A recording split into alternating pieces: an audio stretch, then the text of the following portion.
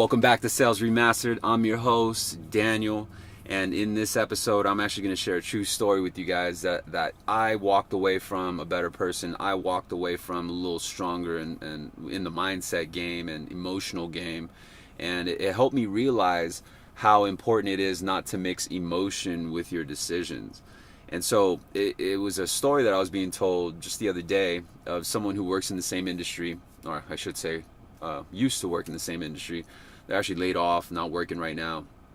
And so what we're doing is we're catching up. And they used to be a telemarketer, which was basically a customer service support role. They kind of massage the lead or an outbound, usually a cold call. And if they got a hint of interest, they would then transfer it over to a sales agent, a licensed sales agent, who would then, take the baton and take it from there. But in catching up with them, we were catching up. It was like, hey man, what you been up to? What do you, blah, blah, blah. And I haven't seen him ever since, I would say about a couple of years ago. I literally haven't seen him. I'm like, dude, what happened to you, man? You're doing so good. You kept getting shout outs by all the managers. And he was sharing with me, he's like, yeah, man, it just didn't work out. And so I asked him, I was like, well, what happened? From what I heard, you were on your way up to becoming a licensed sales agent or a sales agent, period. I think that you could relate because you guys watching can relate because you've probably seen this plenty of times in your sales floor. Even if you don't work in sales, you've seen it before. And he was telling me, he's like, yeah, what happened was I just wasn't making enough money. They were only paying me minimum wage. And, after 2 months or 3 months, I couldn't do it anymore. I needed more hourly. And so, being new to the environment, I understand the vision. I understand the thought process. I understand his perception. And so I heard him out. I didn't interrupt or anything like that. And he went on to say, he's like, yeah, after my second month, I had the most transfers in the company. And this is him saying it. So he was doing so good that after 60 days, everyone was like, dude, this is unheard of. And management started approaching him and was offering to fully pay his education, his licensing, and help him grow within the company. A lot of money goes into grooming and licensing and all that. I think that we could sometimes forget that because we're like, oh well, the company makes a lot of money, they should buy me a jet. And so sometimes we look at it foolishly like that unless you know what happens behind the curtains. And so basically, in short, the company was offering this telemarketer or this customer service representative upwards to credit of over $5,000 basically just to get licensed up, go through the course, go through the time taking him off the phone so that he could study a trade, and the company's willing to invest in him. And so I was like, great. I told him, oh, that's awesome, dude. Like, what? So what happened? I'm thinking that he went through the course, got licensed, and maybe just went elsewhere. But no, what he told me was that, that day that they approached him, they said, hey man, you're doing real good. We want to invest in you. We want to set you on a fast track to get into origination, selling loans. And so, then he said in that meeting, he said, well, you know what, I'm only making $8 an hour. And I really want to make 12. I think he said 12. He's all, if you have a lot of faith in me, why don't you pay me more on the hourly? Hey, can't knock him for trying, right? God bless him.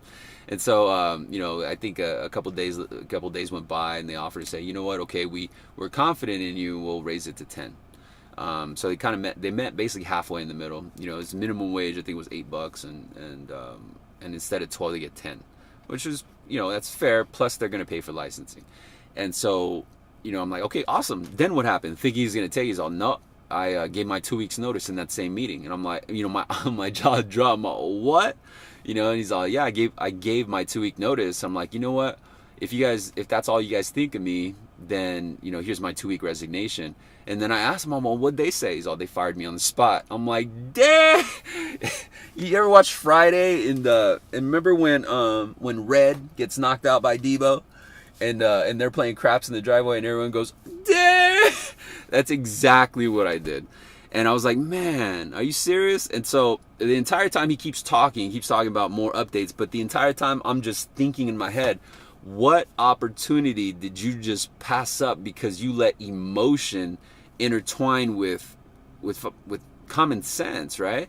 Like because you did not get a $2 per hour bump, you passed on a 6-figure plus annual income. You could have went from, what is that, 400, 800, 12, that's 1,600 a month to 16,000 plus per month. for a $2 difference.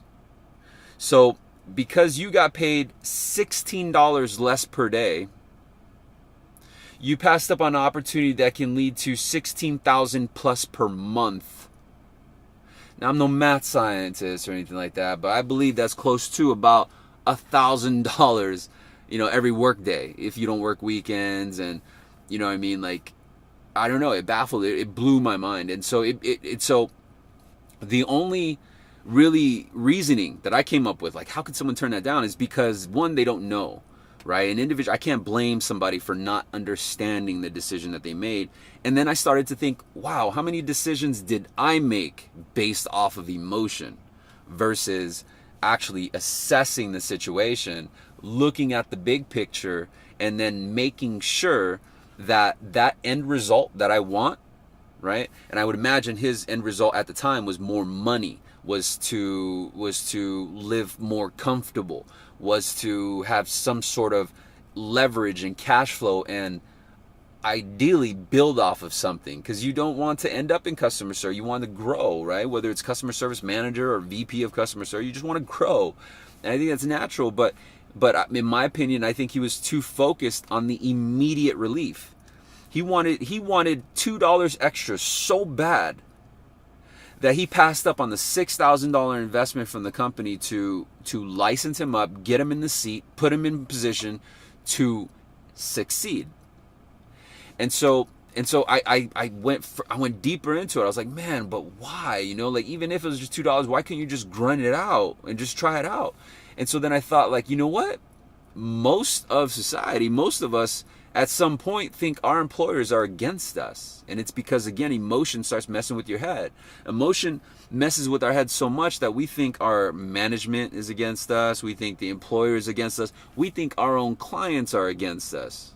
Hell, you get us at a right time, we'll think our own teammates are against us. Does that make sense? Because I understand that the sales room, the sales environment, it is an emotional environment. It is a Shark Tank, literally. Everyone's kind of fighting for their own, defending for their own, until you met me, Daniel, with Sales Remastered, where I'm sharing with you what works on these sales floors. I'm giving you all the free content that helps you accelerate in sales, like this video right here. You know what I mean? Like, hopefully this content in this episode will let you reflect and say, man, that's so fucking true. I made these decisions based off emotion. Look how fucked up it went. Look how fucked up it got. One F-bomb. But get past, the curse words. Get past those 4-letter words. Again, when I get passionate, I'm going to drop an F-bomb. I'm going to drop a curse word. But I see your comments. I see your inquiries. I see a direct message here and there and saying, you know what, Daniel, I love your content, but man, just ease up on the curse words. In my opinion, man, it's 2017, and just like how I get passion is an emotion, right? And so sometimes you get carried away in emotion. Even I can't help myself. Even I find myself cursing, and I'm a parent. I got 3 kids, and I will catch myself. I won't curse in front of my kids. But when I'm here with you, one-on-one, and we're going over some real, like, just valuable information, I want you to feel the emotion in my tone. And so sometimes, in order to amplify the message that I'm trying to tell you, relay, a curse word just does the trick. Something about the F-bomb. The F-bomb is just, it was tailored to be the vocal exclamation point. I love it. But anyway, I hope this episode helps, and I really do hope that you walk away with some value on this, and I do hope that you share. If you see somebody on your sales floor, if you find yourself going through this situation where you're not seeing the bigger picture, where you're more focused on the immediate versus the long term, where your ego is stopping you from making the sacrifices, putting in the time, taking the steps, and putting in the action that backs up your ultimate goal, right? So you have a goal, but understand the ultimate goal, right? Everyone has a goal to make money. Everyone has a goal to get a job. Everyone has a goal to be rich, but why? What does the richness get you? What does the job get you? Is it get you money? It's not money. Money is paper. Money is a piece of paper. That's it. That's it. What money gives you, though, is the confidence, financial well-being, less stress. It gives you options. It gives you power. It gives you a sense of accomplishment. That's what you're looking for. So don't get it twisted. Don't think like, oh, I got to make 5 figures per month, or, oh, this guy made $50,000 last month, I got to make 55. Don't go after people. Go after the result. Don't go after your teammate. Go after your dream. Does that make sense? Like now be thankful for your teammates. Be thankful for that top producer on your floor, because they're just reminding you that shit can be done. They're reminding you that they're dancing circles around everyone else, and he wants to know if you can dance better, or she wants to know if you can dance better. They're your reminder as far as how much harder you have to work. And so until you can mimic and basically enhance that version of the work ethic, the leader on your sales floor right now, until you can really study and identify how they're doing it, he or she, how they're able to create this momentum. And sometimes you could talk to them directly, or sometimes you just gotta watch from afar. Study. It's like boxing, right? Like boxers, you just see them like at fight night. You don't see the 3-4 months prep and watching and studying their competitor, right? Just like football. They spend months watching themselves and watching their competitors, right? So before the game day, before a big game, they watch their competitor. They understand, like, okay, well, this is how they did that. This is how they did this. This is their weakness. This is what I can really gain leverage from.